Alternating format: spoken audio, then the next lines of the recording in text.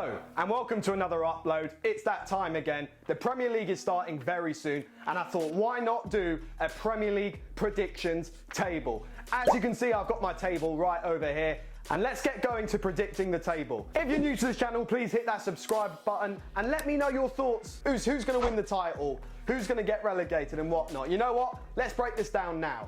So we're going to be starting off with the relegation zone. In bottom place, there's going to be two new clubs I feel that are going to be going into the relegation zone. One of them is going to be Norwich, finishing bottom 20th place. The thing about Norwich is they're a little bit annoying. They keep getting promoted and then going straight back down. I feel like they are a perfect and superb side for Championship football, but there seems to be that fail of update into their squad, which is why, how we saw them play last time, they went straight back down. They've got two very good players. They've got Pukki and Todd Cantwell. Those two are going to be probably the main star players to look out for. They've also got Billy Gilmour on loan from Chelsea, so that would be something quite exciting to see a youngster of good talent be playing. They've also got a new signing, Rashica, who was meant to be replacing Timo Werner at RB Leipzig, but instead settled for Norwich. That's a good signing and all, but what about, the rest of their departments, their defence, for instance? Okay, they've got Max Aarons, that's something, but is that enough to help them stay in the league? I don't think so. They've also lost one of their best players, Buendia, so this is going to be quite a blow for Norwich to start their Premier League campaign, considering that they've lost a player of such good talent. For me, Norwich are going 20th. Next, it's also Watford. Watford are going to be 19th for me. There's just not been that much of a change into their squad. The same squad that got relegated, they've got the same set of players there. Okay, they've got Ismail Assar, a key player who was very crucial for them in the Championship. Problem is, though, I feel like there's too much lack of creativity when you look at Watford's style of play, and you're going to be seeing a very similar Watford to the last Watford side that was promoted, in my opinion. Now, for 18th place, I've gone for something a little bit of a bold shout here. I've gone for Crystal Palace getting relegated. Crystal Palace have had so many of their relegation scares, but I think this season could be really the one. Patrick Vieira is not a good manager to start off with.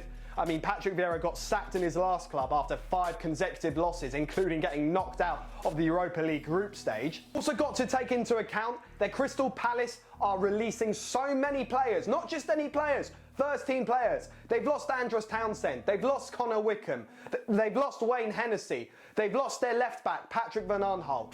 So many players on that list that they are losing, as you can see behind me. How are Crystal Palace going to compensate and replace for that?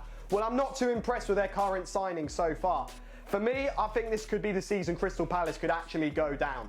So scrapping relegation for me is going to be Brentford Football Club. Brentford have for years been trying to get promoted. They have finally done it, and fair play to them.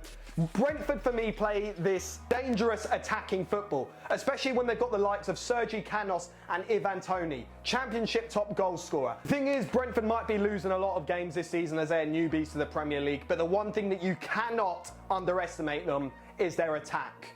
And for me, I think Brentford are just about going to survive it. I am putting Brentford on 17th. 16th place. For 16th place, I have gone for Burnley. The thing about Burnley is you can't really expect too much from them. Sean Dyche, he is the sort of manager to play this boring football that's still enough to get you to constitute to play in the Premier League once more. Not much of an investment into the first team, to be honest with you, other than these 2 young centre-backs that they've signed. They're also going to be out without Woods for the time being because of Woods' commitment to the Olympics, representing his country. As I said, boring football, boring club, but they'll probably survive. I'm putting them on 16th. So for 15th place, I am putting the Seagulls, Brighton and Hove Albion. The story of Brighton really is they play their creative football, but they don't have any natural finishes.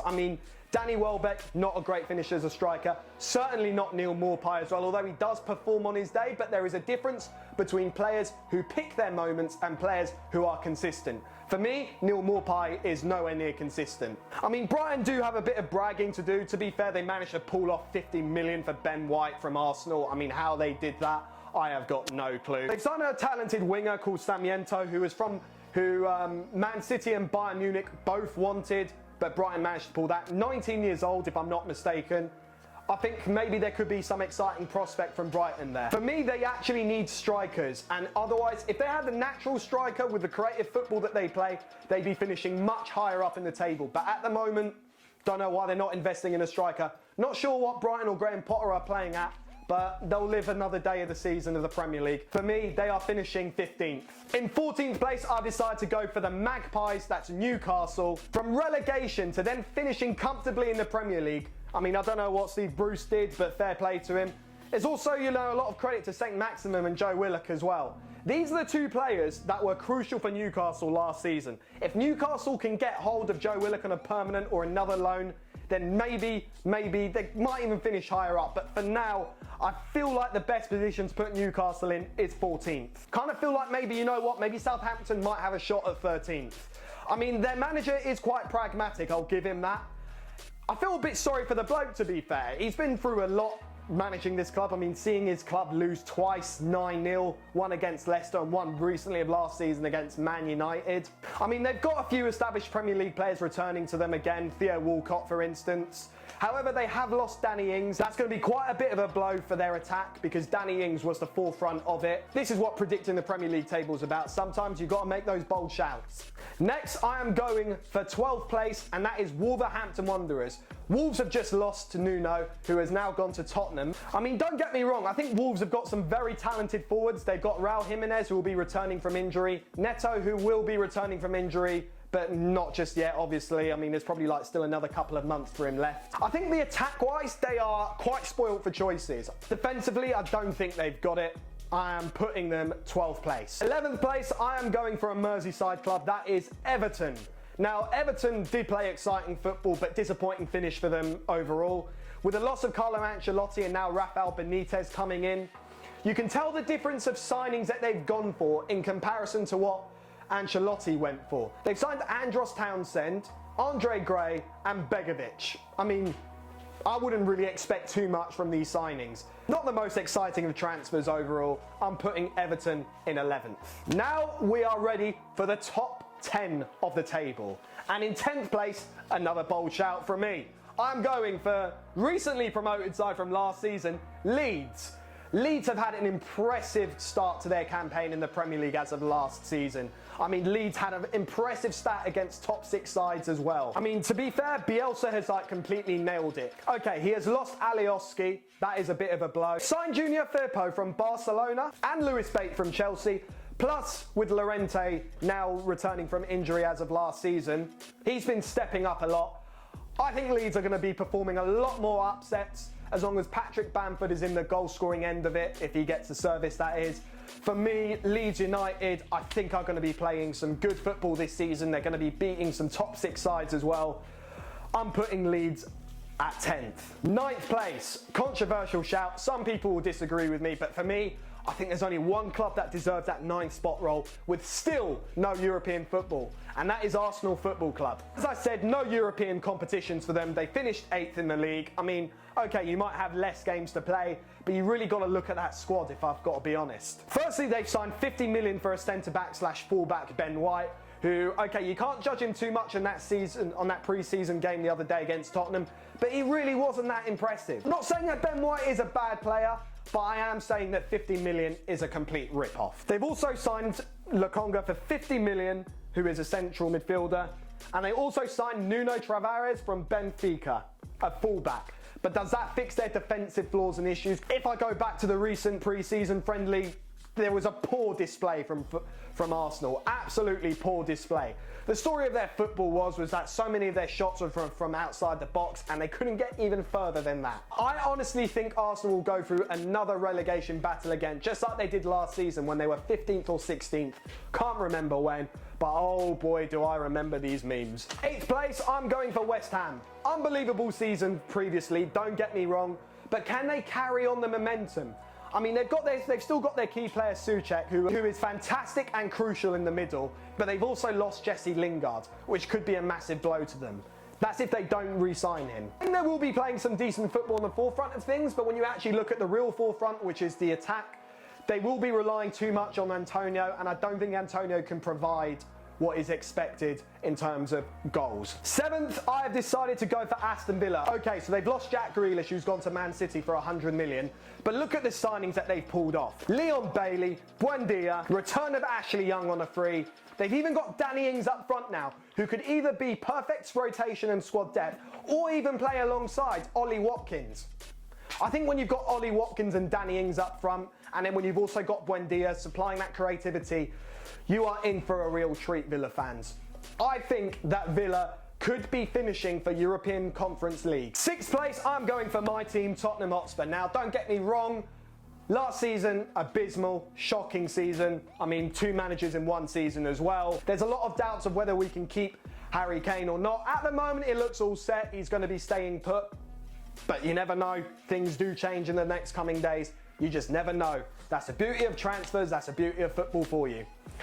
I feel like Tottenham have done well to sign Romero from Atalanta as a centre-back. They've also signed a quality backup keeper. But I just think overall with the signings that we've pulled off, it's not enough to compete against the better sides or even the top 4 sides for that matter. I mean, I guess the key player that we'll be looking at for this season is definitely going to be Heung-min Son. Heung-min Son, who's also expressed deep loyalty for the club.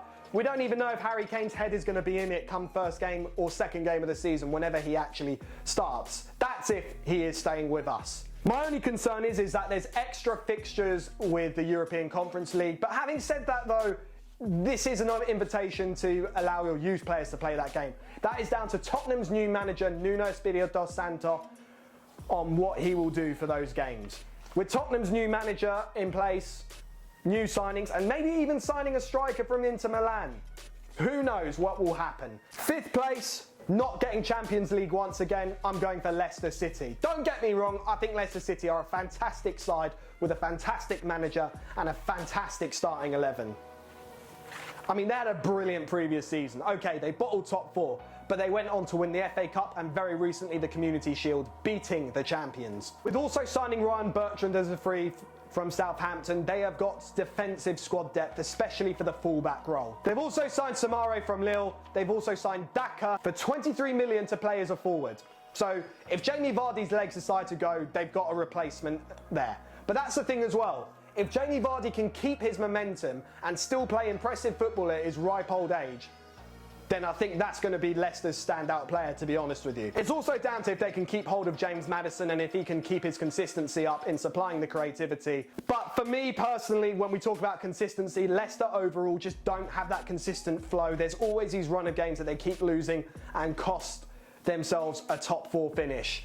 Leicester are finishing 5th, but I think it's going to be a strong 5th for Leicester. The first team that is getting Champions League football at 4th place is Man United. At least they signed Jadon Sancho, good option for the wing. Cavani was on great form last season as well, so they're definitely not going to be short on goals. For me though, I think that Ole Gunnar Solskjaer just isn't the manager to put Man United even maybe 20% of what Ferguson was at Man United. Nowhere near. Maybe they might win a trophy, I don't know. But they will get their Champions League football again. I'm putting Man United 4th. In 3rd place, I'm putting Jurgen Klopp's side, Liverpool.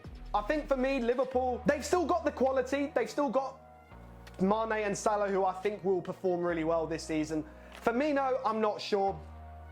The problem with Liverpool as well is that they had a lot of injuries, which definitely dented themselves defending the champions spot. Robertson as well injured at pre-season, no clue when he's back, it could be months, so that's another injury blow for Liverpool. They signed Konate from RB Leipzig to partner up probably with Van Dijk or Joe Gomez. I think they do have the squad depth, they just have injuries as their main burden. And also, as a result of that, I think that's just going to be their position. They're going to get the top 4, but they're just not going to be title contenders. And now we are here with the top 2. For me, in my opinion, this is going to be a 2-horse race. It is between Chelsea and Man City. Chelsea are on the way of signing Lukaku, which fixes their flaws of the lack of goals that they've had. With Man City, there's also a striker in doubt as well. I mean, they've got rid of Aguero. They've got Jesus, who in my opinion, I just don't rate the guy at all. He's not the level of Aguero. They have, however, signed Jack Grealish for 100 million. Extra source of creativity, should they choose to play either KDB, Jack Grealish, or even Riyad Mahrez. It depends where Pep Guardiola goes with his starting lineup. But that's Man City for you. Their squad depth is their first team football. I think for the reason of that though, Man City for me are going to win the title. Chelsea will not be there just yet. But I think that Man City have got this again. They will have another Premier League title back-to-back again. That's Pep Guardiola, checkbook manager, and this is my table that I predicted for the Premier League this season. What do you guys think? Do you think someone else will be winning the title? Do you think someone else will be there for top 4? Do you think there'll be a different relegation? You let me know in the comments below. That's it for now. Subscribe to this channel if you haven't already, and let the Premier League season begin.